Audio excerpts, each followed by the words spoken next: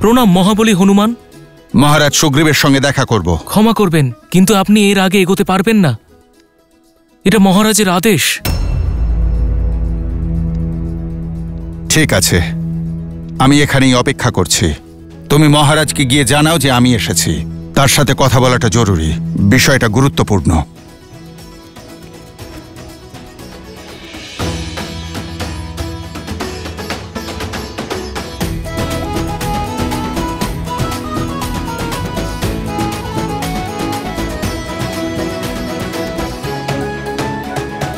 প্রণাম মহারাজ, মহাবলী হনুমান আপনার জন্য অপেক্ষা করছেন। ওনাকে বলো কিছুক্ষণ অপেক্ষা করতে, আমি আসছি। মহারাজ আপনাকে এখানেই অপেক্ষা করতে বলেছেন এবং বলেছেন ওনার বিশ্রামে কেউ যেন কোনো ব্যাঘাত না ঘটায়।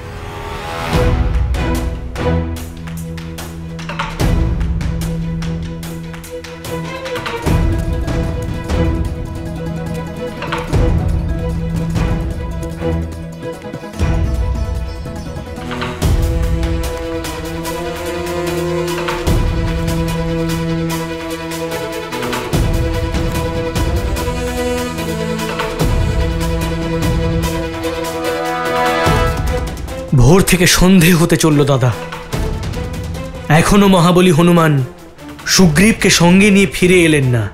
হনুমানের প্রেম নিশ্ছল, সমর্পণ, নিষ্পাপ লক্ষণ। আমার সম্পূর্ণ বিশ্বাস যে ও মিত্র সুগ্রীবকে নিয়ে অবশ্যই ফিরবে।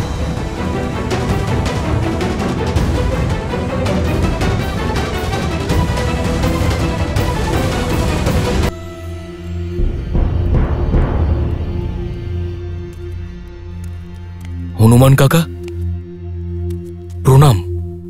আপনি এখন এখানে, আর আপনাকে এত চিন্তিত লাগছে কেন? মহারাজ সুগ্রীবকে প্রভু শ্রীরামকে দেয়া প্রতিশ্রুতি স্মরণ করাতে এসেছি। দীর্ঘক্ষণ অপেক্ষা করছি আমি, কিন্তু মহারাজ সুগ্রীব এখনো ব্যস্ত। কি? কাকা আপনাকে অপেক্ষা করিয়েছেন? এ তো অনুচিত। আমি এখনই গিয়ে ওনার সঙ্গে কথা বলছি। না অঙ্গদ, এই মুহূর্তে তোমার ভিতরে যাওয়া উচিত হবে না। মহারাজ এক্ষুনি আসবেন। আমি এখানেই অপেক্ষা করছি, তুমি যাও।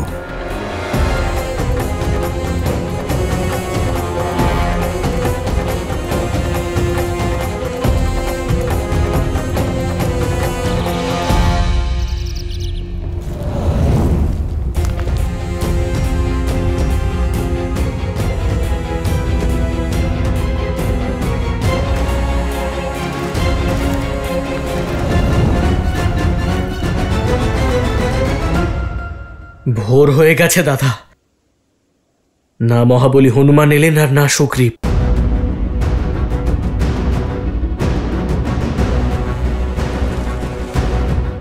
এবার তুমি আমাকে যাওয়ার আজ্ঞা দাও দাদা। ওঠো লক্ষণ, তোমাকে যাওয়ার অনুমতি দিলাম, কিন্তু মনে রেখো সর্বপ্রথম প্রেম এবং বিশ্বাসের সাহায্য নেওয়াই উচিত পথ। ক্রোধাগ্নি অন্যের সঙ্গে অনেক সময় নিজেকেও দাহ করে।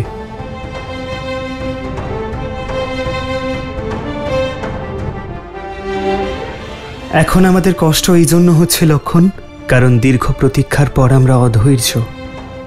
এ খুবই স্বাভাবিক, কিন্তু ক্রোধ এবং উৎসাহকে নিয়ন্ত্রণ করা আবশ্যক।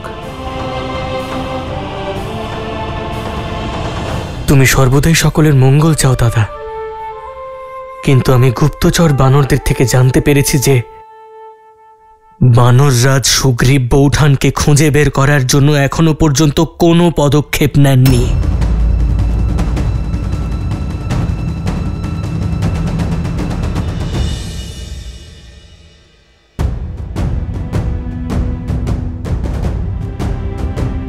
তুমি কষ্ট পেও না, যাও লক্ষণ।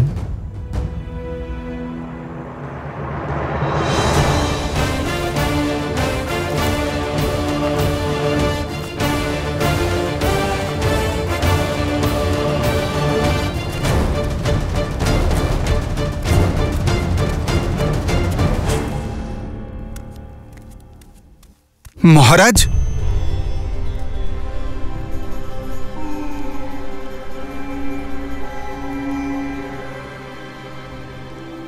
মহারাজ, হনুমান, তুমি কখন এলে? এমনিতেও আমি তোমাকে ডাকবো ভাবছিলাম। আসলে কি বলতো, আজকাল সবকিছু ভুলে যাই আমি। আচ্ছা, তোমাকে ডাকতে আমার দেরি হয়নি তো? মহারাজ, দেরি নয়, অনেক দেরি হয়ে গেছে। অনেক দেরি হয়ে গেছে? আমি বুঝলাম না। আপনি প্রভু শ্রীরামকে সাহায্য করার প্রতিশ্রুতি দিয়েছিলেন আর তাকে আশ্বস্ত করেছিলেন যে চতুর্থ মাসের শেষেই মাতা সীতার খোঁজ আমরা শুরু করব।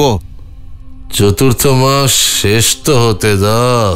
মহারাজ, চতুর্থ মাস 3 দিন আগে শেষ হয়ে গেছে। আপনি চলুন, প্রভু শ্রীরাম আপনার প্রতীক্ষায় রয়েছেন।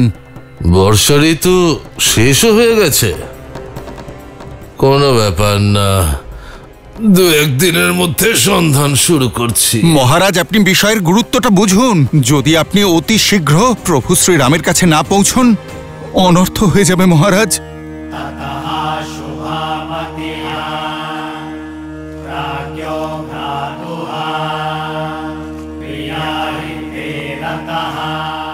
সুগ্রীব, কোথায় তুমি?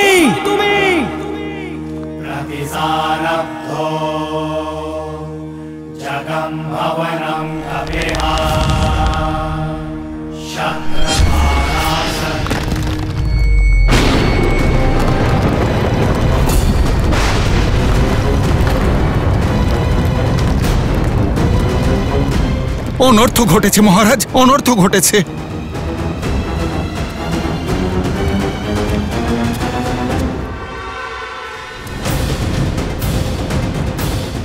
বানররাজ সুগ্রীব! ভ্রাতা লক্ষণ,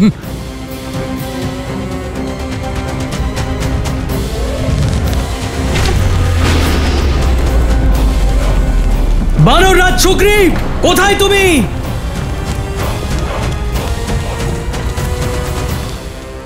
ভ্রাতা লক্ষণের ক্রোধ তো শেষনাগের মতো। যদি তার ক্রোধের সম্মুখে কেউ আসে তাহলে না, কিন্তু একজন আছেন যার সম্মুখে মর্যাদা আর সম্মানের জন্য ভ্রাতা লক্ষণের ক্রোধ শান্ত হতে পারে। মহারাজ, আপনি এখানেই অপেক্ষা করুন, আমি এক্ষুনি আসছি।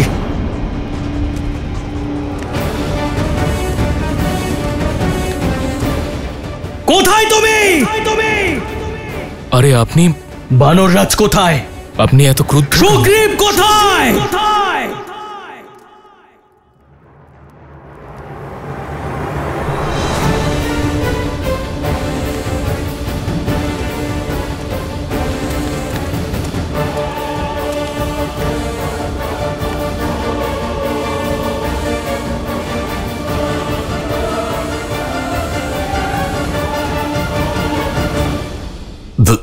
দশরথ নন্দন লক্ষণ, আপনাকে স্বাগত। আমি এখানে দশরথ নন্দন হিসেবে আপনার আতিথ্য গ্রহণ করতে আসিনি বানররাজ। শ্রীরামচন্দ্রের দূত হয়ে সাবধান করে দিতে এসেছি। পবিত্র অগ্নিকে সাক্ষী রেখে যে প্রতিশ্রুতি দেওয়া হয়েছিল তা স্মরণ করিয়ে দিতে এসেছি। বর্ষা ঋতু 3 দিন আগেই সমাপ্ত হয়ে গিয়েছে, এখন ওই কিষ্কিন্ধা থেকে কোনো সংবাদ কেন যায়নি?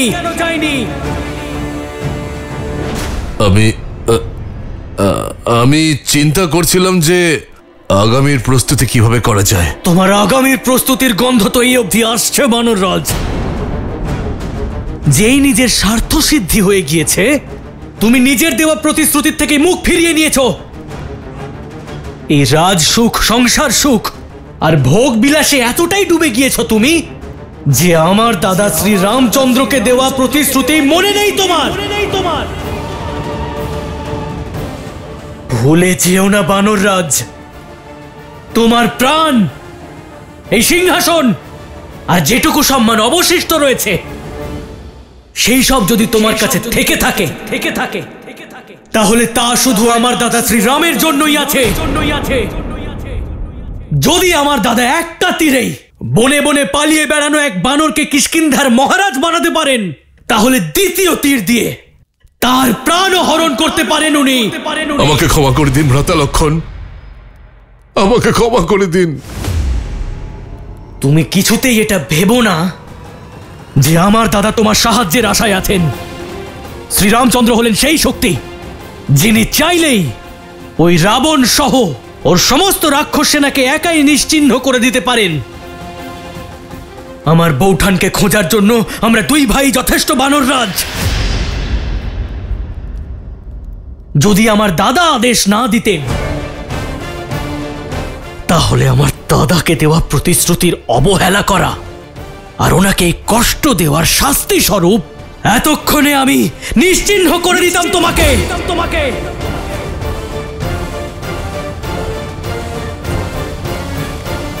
আপনার এই সৌম্য মুখে ক্রোধ শোভা পায় না কুমার। শান্ত হন আপনি।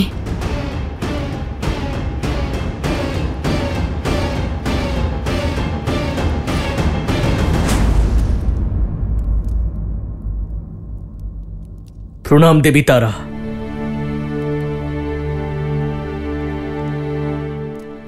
কিন্তু বানররাজ সুগ্রীব আমার দাদার সঙ্গে যা করেছেন তা কি ওনার শোভা পায়? শ্রীরামকে ভুলে যাবে এমন ধৃষ্টতা কেউ দেখাবে না। যিনি বানরদের মধ্যে প্রাণ সঞ্চার করেছেন তাকে কেউ কিভাবে দুঃখ দিতে পারে? হ্যাঁ, মহারাজ সুগ্রীব অবশ্যই ভুল করেছেন। বর্ষা ঋতু শেষ হয়ে গিয়েছে, উনি তা বুঝতে পারেননি। কিন্তু উনি অকৃতজ্ঞ নন কুমার। যদি কেউ কখনো ভুল করে তার প্রায়শ্চিত্ত করতে চায়, তাহলে তাকে সুযোগ দেওয়া উচিত, শাস্তি নয়।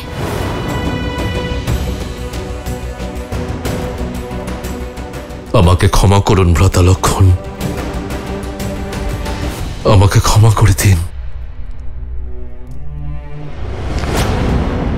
ক্ষমা সে করে যার প্রতি অপরাধ করা হয়ে থাকে।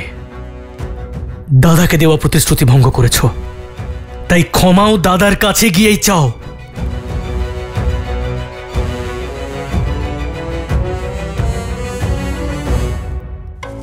আমাকে ক্ষমা করে দিন প্রভু। ভোগবিলাসে মত্ত হয়ে খুব বড় ভুল করে ফেলেছি আমি প্রভু। পাপী আমি, শাস্তি হওয়া উচিত আমার। ওঠো মিত্র। মিত্রর স্থান চরণে নয়, হৃদয়ে।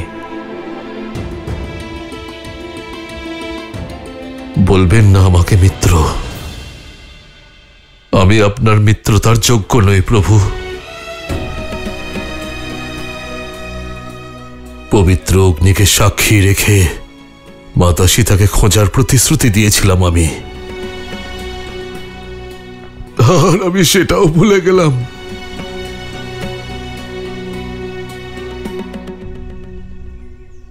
আপনার এই অশ্রু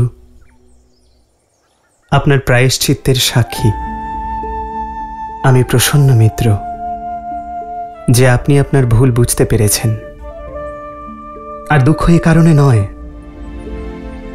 যে আপনি আপনার প্রতিশ্রুতি রাখেননি, বরং এ কারণে যে একজন রাজার ভোগবিলাসে বয়ে যাওয়া রাজা এবং তার প্রজা দুজনের জন্যই ঘাতক। প্রভু, আমি বর্ষা ঋতুর শেষ হওয়ার মুহূর্তটি ভুলে গিয়েছিলাম, কিন্তু এখন আমি আমার প্রতিশ্রুতি অবশ্যই পালন করব। আসুন শ্রীরাম, দেখুন সুগ্রীব তার বানর সেনাকে নিয়ে এসেছে।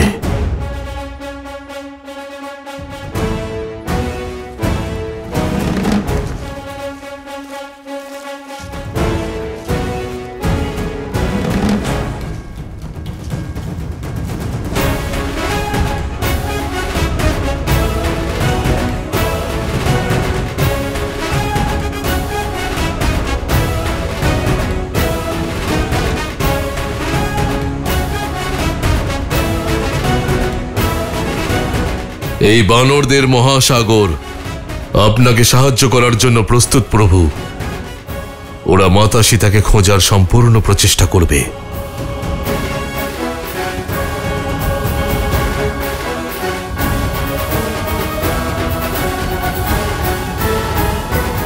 আমি বানরদের নয়, আপনাকে দেখছি মিত্র।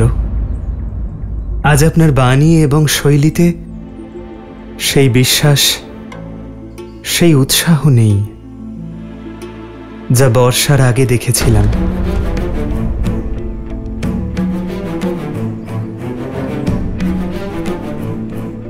কোথায় গেল সেই মিত্র সুগ্রীব, যার সংকল্প পর্বতের থেকেও দৃঢ় ছিল? মিত্র, আমি এ কথা তো জানি যে আপনি আমাকে দেওয়া কথা ভুলেননি, কিন্তু এমন কি ঘটেছে যা আপনার মনকে এত দুর্বল করে দিয়েছে? আপনি আমার মনের দ্বিধা আমার শারীরিক ভঙ্গিতেই বুঝে গেছেন। হৃদয়ে আশঙ্কার ঝড় উঠেছে প্রভু। এমন জটিলতা থেকে বেরিয়ে আসার কোনো পথই খুঁজে পাচ্ছি না।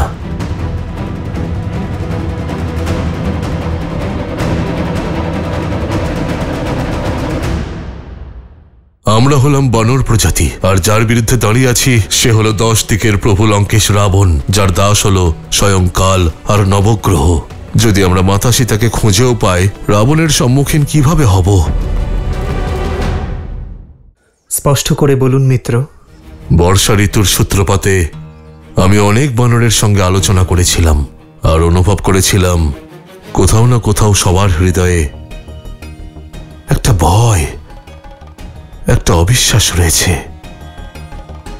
মানে বলতে চাইছি, আমরা হলাম বানর প্রজাতি, আর যার বিরুদ্ধে দাঁড়িয়ে আছি সে হলো 10 দিকের প্রভু লঙ্কেশ রাবণ, যার দাস স্বয়ং কাল আর নবগ্রহ।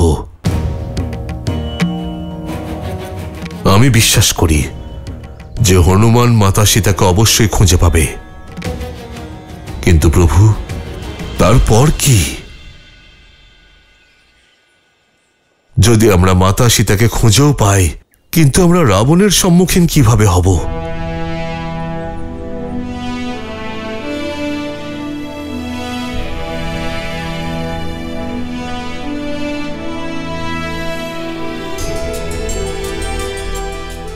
আপনারাও কি একই কারণে ভীত?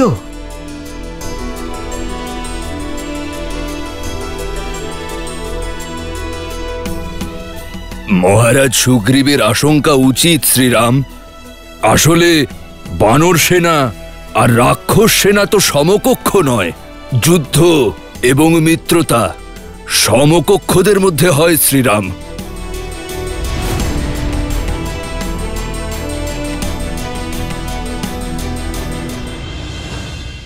যারা শক্তিতে সমকক্ষ তাদের মধ্যে কখনো যুদ্ধ হয় না।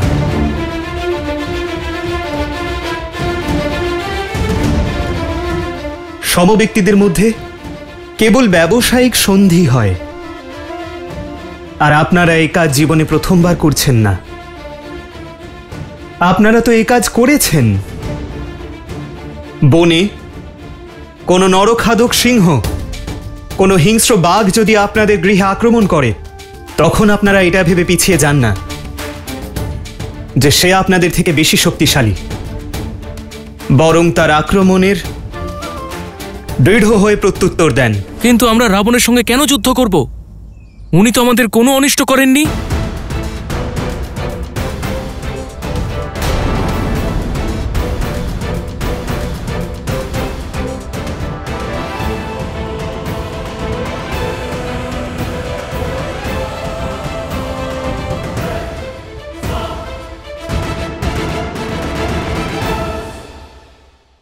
আমরা এবার সীতা মাতাকে সন্ধানের যাত্রা শুরু করছি। যুদ্ধপতি বিনায়ক পূর্ব দিকে যাবেন, দক্ষিণ দিকে সন্ধান আমার সব থেকে যোগ্য দল করবে, যার নেতৃত্বের ভার অঙ্গদ সামলাবে, আর সঙ্গে থাকবে মহাবলী হনুমান।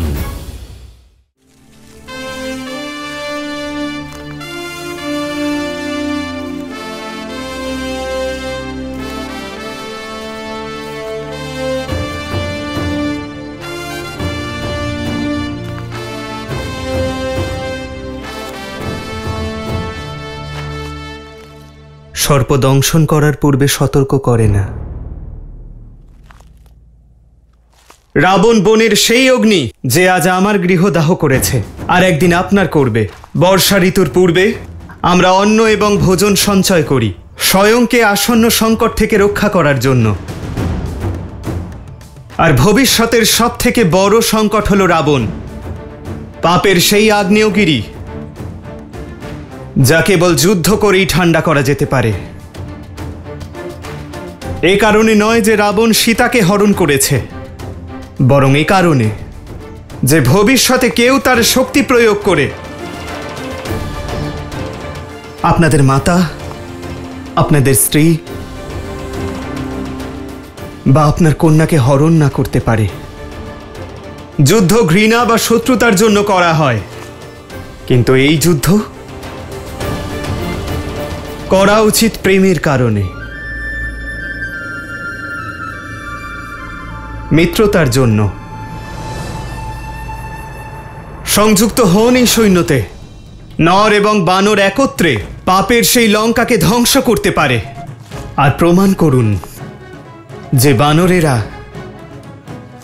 কেবল বৃক্ষ চড়তেই নয়, বরং সীতাকে খুঁজতে, সমগ্র আর্যবর্তের অংশ হতে এবং অধর্মকে নাশ করতেও সক্ষম। রাবণের কাছে যদি অসীম ক্ষমতা থাকে, তাহলে আপনাদের গতি ও বুদ্ধিও কিছু কম নয়। আপনাদের কাছে সেই দৃঢ়তা আছে যা না প্রকৃতির কোনো বাধা আটকাতে পারে, আর না শত্রুর ভয়। আপনাদের কাছে আপনাদের মিত্র আছে, আপনাদের সখা রাম আছে। এবার বলুন, আপনারা দেবেন আমার সঙ্গ?